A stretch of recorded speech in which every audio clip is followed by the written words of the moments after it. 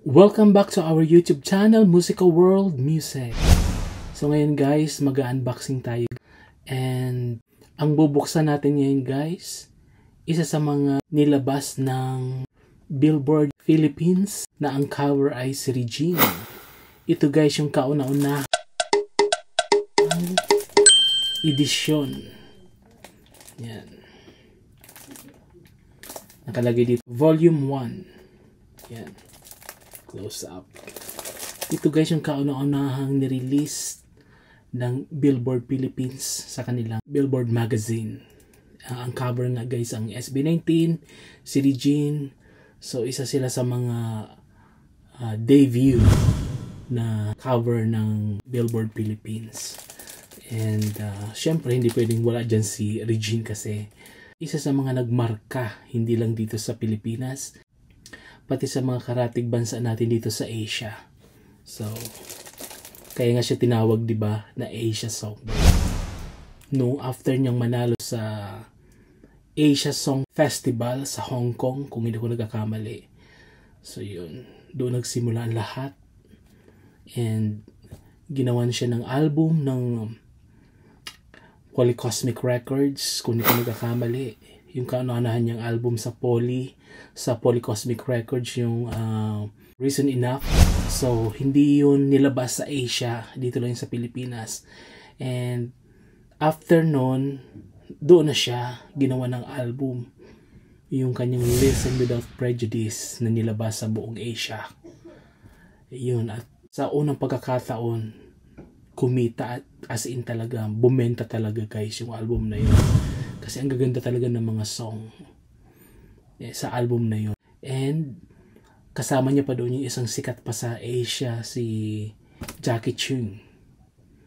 Duet niya doon sa first single sa album na yun na In Love With You. So yun. And ang dami nakuhang award, platinum, iba-ibang countries, Taiwan, diba, Singapore, Japan, diba, so Hong Kong, Singapore, Indonesia, so wow, Korea, diba? After ng follow-up noon guys yung My Love Emotion, and then yung last niyang album sa Asia, Retro. So guys, bubuksan natin ito kasi isa to sa mga importanteng bagay na nangyari kay Regine, na naitampok siya sa kauna-unahang edisyon ng Billboard Philippines. Obviously, Volume 1. Kung ako si Regine, dapat i-preserve ito ni Regine. Itong cover ng magazine ito. I-frame niya kasi, diba, history. Yan. And sobra siyang kinikilala ng Billboard Philippines sa kanyang sandamakmak na achievements. Nagdala ng karangalan sa ating bansa, literal. Kasi yung mga competition yung sinilan before, international, and dito sa Pilipinas, di ba? And kinilala siya sa Asia. Siyempre, bit-bit niya yung ating bansa. And siyempre, dala-dala niya yung ating bansa. From the Philippines. Pinalo siya sa MTV Asia. Diva of all divas, Regine Velasquez. Nakaka-proud kasi, diba, nakikilala lalo yung Pilipinas dahil sa mga kagaya na Regine artist. And yung mga bago ngayon like SB19, diba? So, isa yun sa mga nagdadala ng karangalan sa atin. So, deserve nga ni Regine magkaroon to ng ng kagaya ni Maestro Ryan Cayabyab, yung National Artist for Music. Sana in the future maibigay din kay Regine yun. So buksan na natin guys kasi isa to sa mga importanteng moments sa ating Asia Songbird, na siya yung napiling i-cover sa kanilang kauna-unahang nilabas na Billboard magazine, Volume 1. Yan.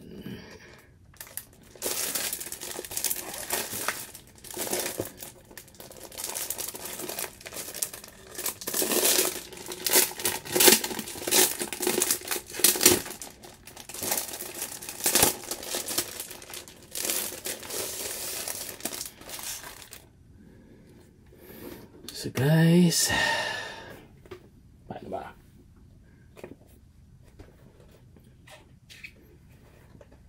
Yung first page. Hanapin na lang natin guys yung yung mga parts ni Regine dito.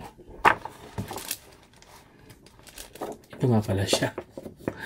Yan sa first cover. Nasa first page. Yan si Regine. Habang nagkakaedad si Regine, lalong gumaganda, di ba guys?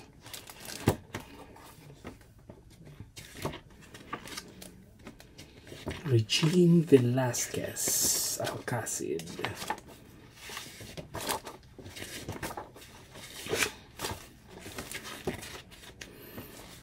Siyempre guys, naitampok din dito si Pilita Corrales. Yan. Isa sa mga icon. Legendary.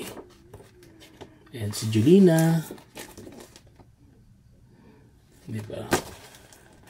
90s naman yan. Grabe. And si Jose Marchan. Diba? Pag December, alam mo na kung sino mga pinapatugtog sa mga malls and sa buong Pilipinas. Kahit nga Singapore, I think parang noon nung nasa Singapore ako nung parang narinig ko yung kanta niyang Christmas song sa airport. Hindi ko makakalimutan. Ito guys, yung kauna-unahang larawan niya dito sa magazine. Timeless. Diba?